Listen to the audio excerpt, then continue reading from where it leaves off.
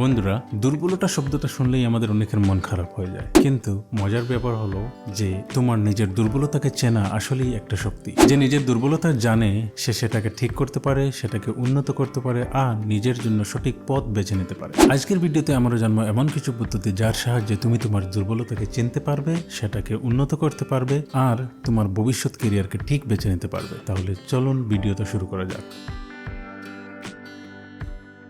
দুর্বলতা বলতে বোঝায় সেই জায়গা যে জায়গাতে তুমি ধারাবাহিকভাবে স্ট্রাগল করো, হয়তো বা সেটা তোমার ব্যক্তিত্বে অথবা অভ্যাসে অথবা তোমার দক্ষতা। কিন্তু একটা বিরল বিষয় হলো তোমার দুর্বলতা তোমার হিডেন স্ট্রেংথ হতে পারে। উদাহরণস্বরূপ, তুমি যদি সেন্সিটিভ হও তাহলে এমপ্যাথি ইজ ইউর স্ট্রেংথ, তুমি যদি খুব জেদি হও তাহলে ডিটারমিনেশন ইজ ইউর স্ট্রেংথ, আর তুমি যদি খুব স্লো লার্নার হও তাহলে deep learning can be your strength. তাই দুর্বলতা সবসময় খারাপ নয়, এটা তোমার নেক্সট লেভেলের সংকেত। নাও একটা প্রশ্ন আমাদের অনেকের হয়তো চলে আসবে যে আমি আমার দুর্বলতা জেনে কি করব। প্রথমত, আমি প্র্যাকটিক্যাল হব, আমি বাস্তববাদী হব।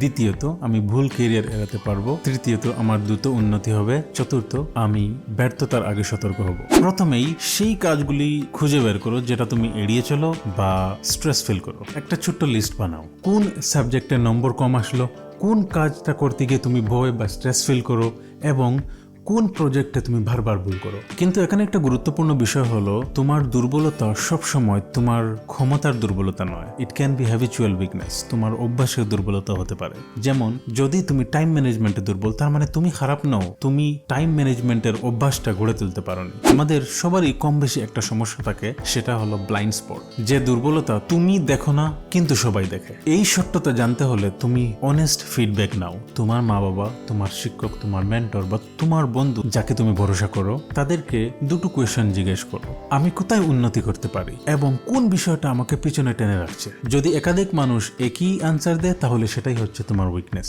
আর ব্লাইন্ড স্পট ঠিক করলে তুমি অন্যান্য মানুষের থেকে 90 থেকে 95% এগিয়ে যাবে। প্রতিটি ব্যর্থতা একটা signal. Think like a scientist. Okay, কেন পরীক্ষা খারাপ হলো, কেন প্রজেক্টটা দেরি হলো, ঝগড়া বা ভুল বুঝাবুঝি কেন হলো। 10 দিনের একটি এরর লগ বানাও আর এই ভুলগুলি লিখে রাখো। একটা প্যাটার্ন বের হবে, তুমি হয়তো পরিকল্পনা করোনি, তুমি হয়তো রেগে যাও, তুমি হয়তো মনোযোগ দাওনি। এইগুলি তোমার কোর উইকনেস। আবার আমরা অনেকে খুব কম জানি যে কোনো সময় যে কাজটা তুমি খুব ভালো করো সেটা করার পর তুমি ক্লান্ত হয়ে পড়ো। So this is your week zone. Energy তোমার ভবিষ্যৎ ক্যারিয়ার নির্ধারণ করে। উইকনেসটা শুধু আমি পারি না সেটা নয়, মানে এটাও হয় যে আমি একটা কাজ পারি কিন্তু সেই কাজটা কমপ্লিট করতে আমার প্রচুর এনার্জি খরচ হয়। এটাই তোমার সত্যিকারের পথ নির্দেশনা। কিছু দুর্বলতা সবসময় থাকে না, সেটা পরিস্থিতির উপর নির্ভর করে। যেমন স্ট্রেস হলে তুমি ভুল সিদ্ধান্ত নাও, ক্রাউডে কনফিডেন্স কমে, প্রেসারে রেগে যাও। এইগুলি পার্মানেন্ট উইকনেস নয়, এইগুলো ট্রিগার্ড উইকনেস।